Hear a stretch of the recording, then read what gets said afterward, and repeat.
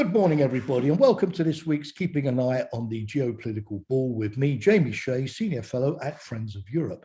Today, NATO foreign ministers are meeting in Brussels, and unsurprisingly, Ukraine is going to be top of their agenda. On the one hand, they're going to discuss sanctions and what more can be done to tighten the screw on the Putin regime, particularly after the appalling images of a massacre of civilians in the Ukrainian town of Bucha.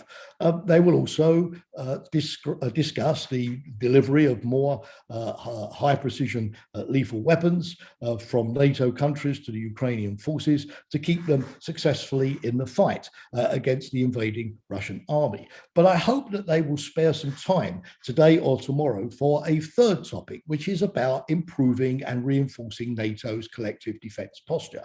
Because since 2014, when Russia illegally annexed Crimea, NATO has had to go back to its core mission of Article 5, collective defense and defending its territory and its borders. Now, after 2014, NATO took the first steps by deploying 4 multinational battalions, 3 in the Baltic states and 1 in Poland, but these are very small, totaling only about 5,000 troops. They're meant as a deterrent force rather than as a war-fighting force. And again, unsurprisingly, countries like Poland and the Baltic states are now very nervous and anxious as they see the Russians intervene in Ukraine and inevitably, whatever the outcome of the Ukrainian conflict, come closer to NATO. There's also, as long as the conflict in Ukraine goes on, the risk of an overspill onto NATO territory. So they are calling now for permanent forces to be deployed on their territory. And NATO's defense ministers recently asked the NATO military authorities to start looking at options for how these permanent forces can be deployed, how many will they be, which nations, which equipment, and where are they going to be sent. NATO has to decide all of this at its upcoming summit with its new strategic concept in Madrid at the end of June. But look before you leap is a very good piece of advice.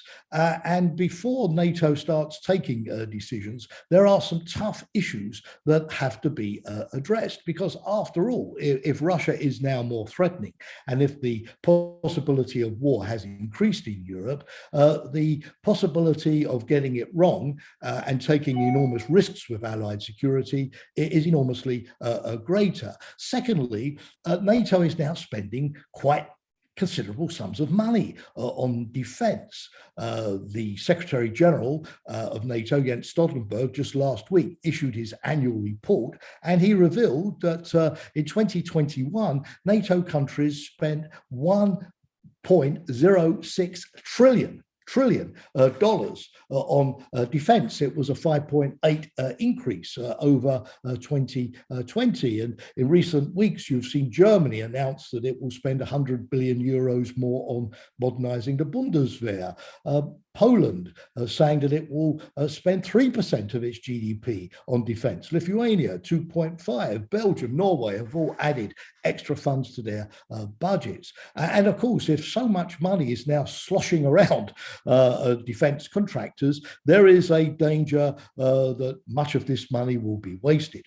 Defense, unfortunately, has a long legacy of cost overruns, equipment that was delivered 20 years late and which was already obsolete by the time it reached the armed forces. And NATO cannot afford to undermine the taxpayers' confidence in defense by getting the wrong decisions, duplicating and wasting much of this money.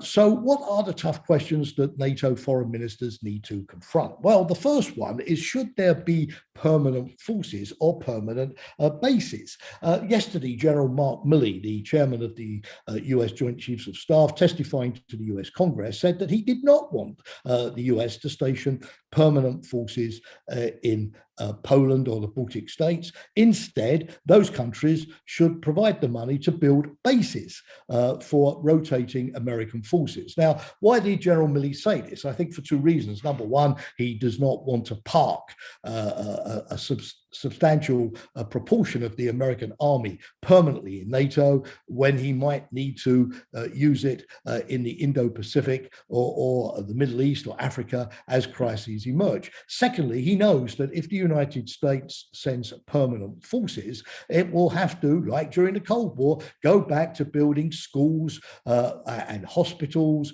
and accommodation for the families that go with the troops. I remember during the Cold War visiting Bitburg in Germany, where the US has an Air Force base, and with the the Dodge and Chevrolet dealerships and the American Community Center and the McDonald's at one end of town and the Kentucky Fried Chicken at the other, you really thought that you were in the Midwest. And this was, of course, very expensive for the United States, and General Milley wants to avoid that. But of course, if there are no permanent American forces, just rotational forces, then the Baltic states and Poland are going to be disappointed, because they would like American troops to be there for 3 to 5 years with enough time to become familiar with the terrain, figure out how to fight an invading Russian force, and learn interoperability and good, effective liaison with other NATO countries and with local forces. The second issue, which I think foreign ministers should debate, is mass and density versus dispersion. If NATO is going to put a lot of brigades or divisions, heavily armored, in Eastern Europe, close to Russian forces, these could be sitting ducks for the type of high precision Russian missile strikes, hypersonic missiles, drones, artillery that we've seen being used in Ukraine, wasting a lot of NATO's investment before aircraft have even had a chance to get off the ground. We've seen that the Ukrainians have been successful against the Russians because they've fought in very small, stealthy, tactically astute, well-equipped units, harassing the Russians. In other words, the Ukrainians have avoided a kind of Waterloo scenario, a big pitched battle against the Russians, where if they lose everything for the next 100 years. With small units, if things are lost, they can be quickly replaced. You survive to fight another day. So NATO needs to consider the relationship between density and dispersion.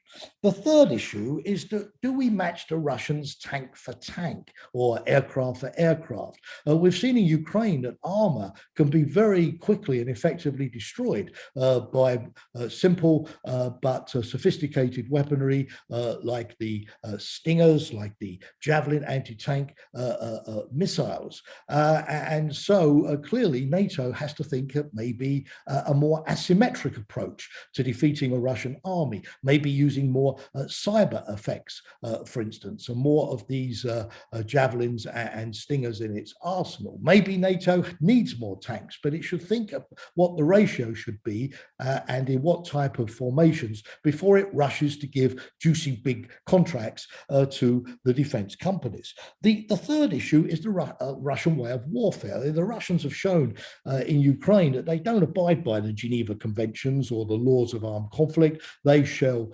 civilian buildings, they kill civilians, they create chaos by bombarding hospitals, roads, infrastructure, ecological disasters by attacking nuclear power stations or fuel depots. And if they do that against NATO, the danger is that NATO forces could be diverted from fighting the Russians to dealing with a humanitarian refugee crisis or these ecological disasters. And so NATO needs to think about creating a civilian response force that could look after the rear and deal with these second order effects.